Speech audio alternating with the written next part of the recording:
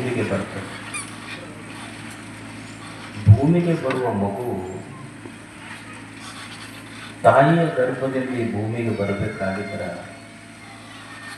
ಅಳ್ಕೊಂತ ಈ ಭೂಮಿಗೆ ಬರ್ತದೆ. ಅಕಸ್ಮಾತ್ ಮಗು ಅಳದೇ ಇದ್ರೆ ಚೂಟ್ ತರಬೇಕು, ಅಳಿಸ್ಬೇಕು. ಹುಟ್ಟಿನಿಂದ ಸಾವಿನವರೆಗಿನ ಮನುಷ್ಯನ ಬದುಕಿನ ಒಂದು ಪಯಣವನ್ನು ಸೂಕ್ಷ್ಮವಾಗಿ ಅವಲೋಕಿಸಿದರೆ ಹುಟ್ಟುವ ಮಗುವು ಸಹಿತ ಅಳುತ್ತದೆ. ಯಾಕೆ ಮಗು ಅಳ್ತಾನೆ ಹುಟ್ಟಬೇಕು ಅಂತ ಗೊತ್ತಿಲ್ಲ. ಈ ಭೂಮಿಯನ್ನು ಬಿಟ್ಟು ಹೋಗುವಾಗಲೂ ಸಹಿತ ವ್ಯಕ್ತಿ ಅಳುಕೊಂತನೇ ಹೋಗ್ತಾನೆ.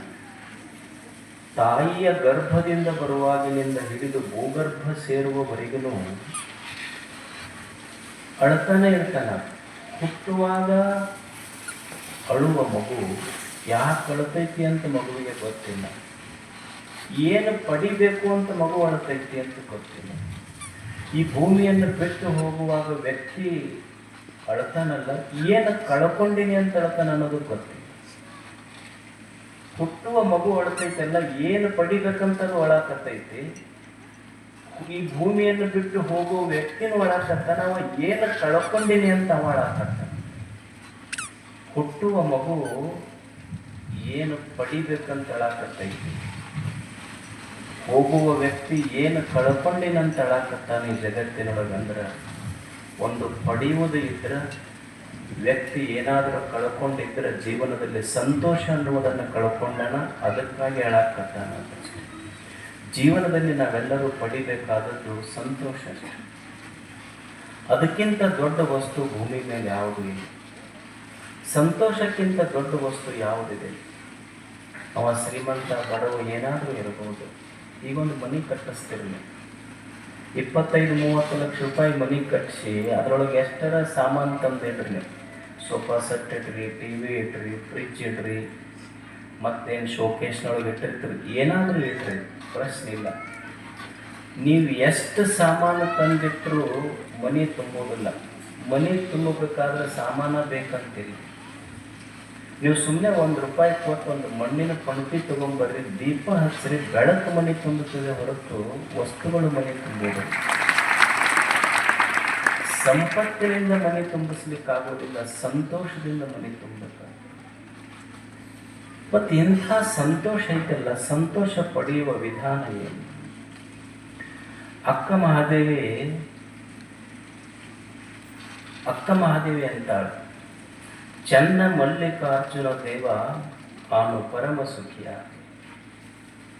ಅಲ್ಲ, ನಿಮಗೆಲ್ಲ ಅಕ್ಕ ಮಹಾದೇವಿ ಬಗ್ಗೆ ಗೊತ್ತಿದೆ.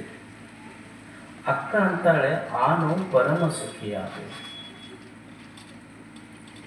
ಯಾರೋ ಕೇಳಿದ್ರಕ್ಕೀಗ, ಅಲ್ಲ ನೀನು ಪರಮ ಸುಖಿಯಾದೆ, ನಾನು ಬಹಳ ಖುಷಿ. ನಾನು ಸುಖಿಯಾದೆ ಅಂತ ನೀ ಹೇಳಕತ್ತೀಯಲ್ಲ, ನಿನ್ನ ಹತ್ರ ಏನೈತಂತ ಸುಖವಾಗಿದ್ದೀನಿ.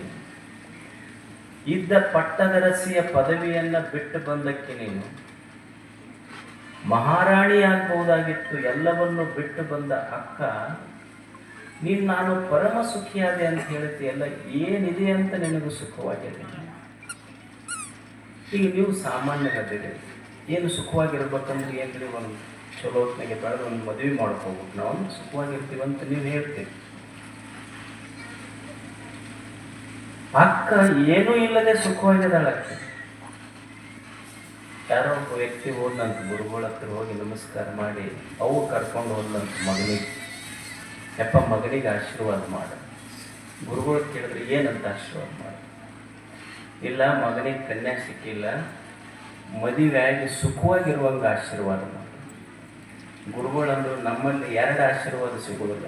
ಒಂದು ಸುಖವಾಗಿರ್ಲಾರ ಅಂತ ಮಾಡ್ತೇನೆ, ಇಲ್ಲ ಮದುವೆ ಆಗ್ಲಾರ ಅಂತ ಮಾಡ್ತೇನೆ. ಮದುವೆ ಆಗಿ ಸುಖವಾಗಿರುವಂತ ನಮ್ಮ ಕಡೆಯಿಂದ ಸಾಧ್ಯ ಇಲ್ಲ.